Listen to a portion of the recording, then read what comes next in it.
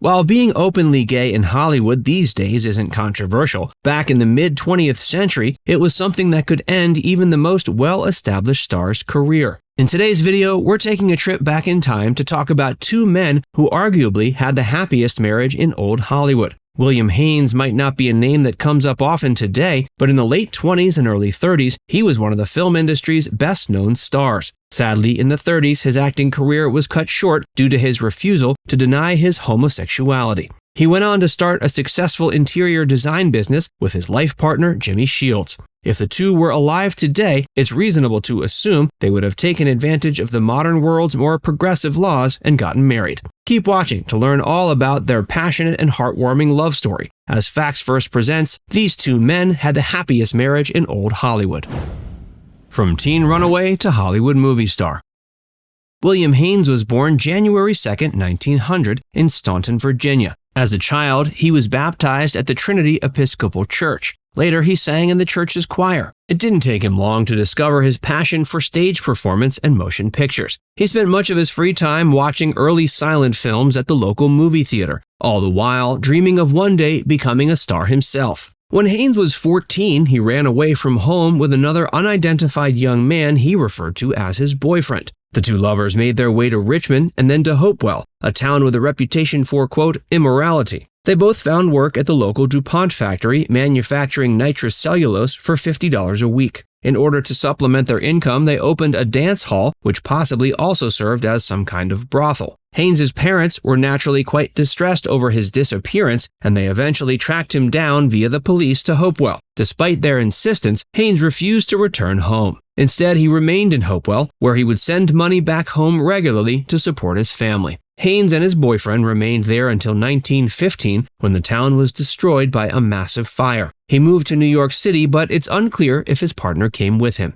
In 1917, Haines moved back to Richmond to help support his family following the bankruptcy of his father's business and his subsequent mental breakdown. After his father recovered, Haines moved back to New York City in 1919, where he settled into the burgeoning gay community in Greenwich Village. He spent the next few years working a variety of odd jobs. At one point, he was a kept man for an older woman. Eventually, Haines found work as a model. In 1922, talent scout Bijou Fernandez discovered Haines and signed him to a $40 a week contract with Goldwyn Pictures. He moved to Hollywood, where he began his film career. Before we tell you more, be sure to give this video a like and subscribe to Facts First if you haven't already. From top billing to Hollywood outcast.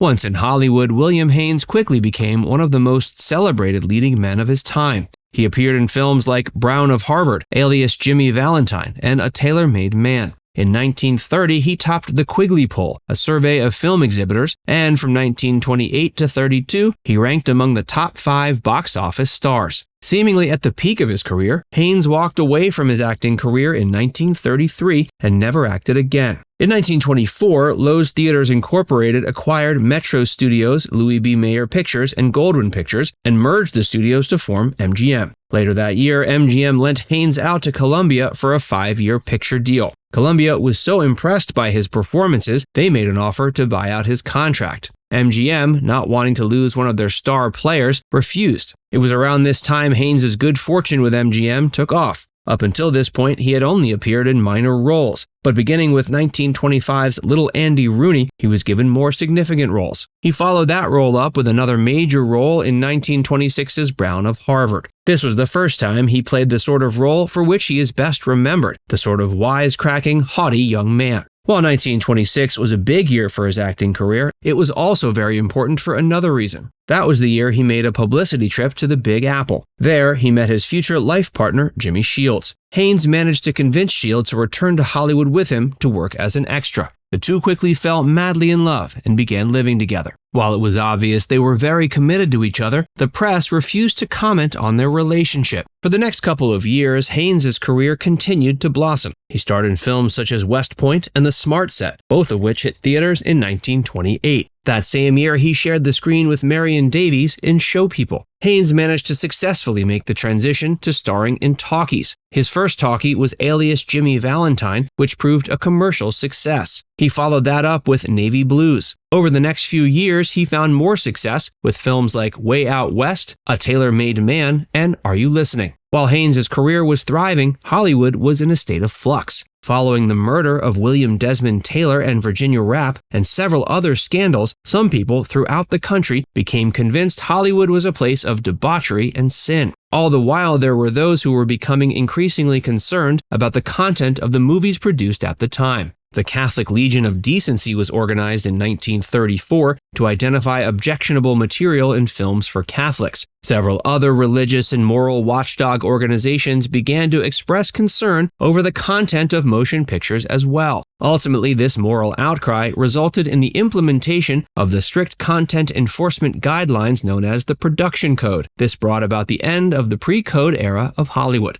While the Production Code had an impact on the films that were being made during this era, it also had a significant impact on the personal lives of movie stars. During that time period, homosexuality was widely considered to be nothing short of immoral and sinful. In 1933, Louis B. Mayer presented Haines with a difficult choice. He could either choose to continue his career if he agreed to enter into what was known as a lavender marriage, a union with the opposite sex meant to conceal one's sexual orientation, or quit acting altogether. On the one hand, his acting career was going great. On the other, he deeply loved Jimmy Shields and didn't want to end their relationship. At that point, even though same-sex marriage wouldn't be legalized in the US for another 80-plus years, Haines considered Shields to be his husband. Ultimately, Haines chose to remain by Shields' side, even if that meant giving up his career. He starred in one last film, The Marines Are Coming, in 1934, before giving up acting entirely. Haines and Shields' successful business. After giving up on his Hollywood dreams, Haines and Shields opened up their own interior design firm. The company proved quite successful, and the couple ended up working with high-profile clients like Joan Crawford, Marion Davies, Ronald Reagan, and Carole Lombard. In fact, the company they started was so successful, it continues to exist today. Haines and Shields ultimately remained together for 47 years, outlasting many other heterosexual marriages. Joan Crawford once called their relationship the happiest marriage in Hollywood. William Haines passed away in 1973, succumbing to lung cancer at age 73. Jimmy Shields was so filled with grief, he took his own life in 1974 by overdosing on sleeping pills. In the note he left behind, he bid farewell to everyone who had tried to comfort him after Haines' death. Haines and Shields were an openly gay couple during a time when it was dangerous to be one. On top of that, Haines refused to compromise his love for Shields simply to save his career. His love for his partner and refusal to hide his sexuality was an enormous act of courage, and in many ways, he was a true pioneer who was decades ahead of his time. Now it's time to hear from you. Do you think William Haines made the right decision when he refused to conceal his sexual orientation to save his acting career? Let us know in the comments section below. And before you go, make sure you give this video a like and subscribe to FactsVerse if you haven't already. Click the bell icon to stay updated on all our latest content.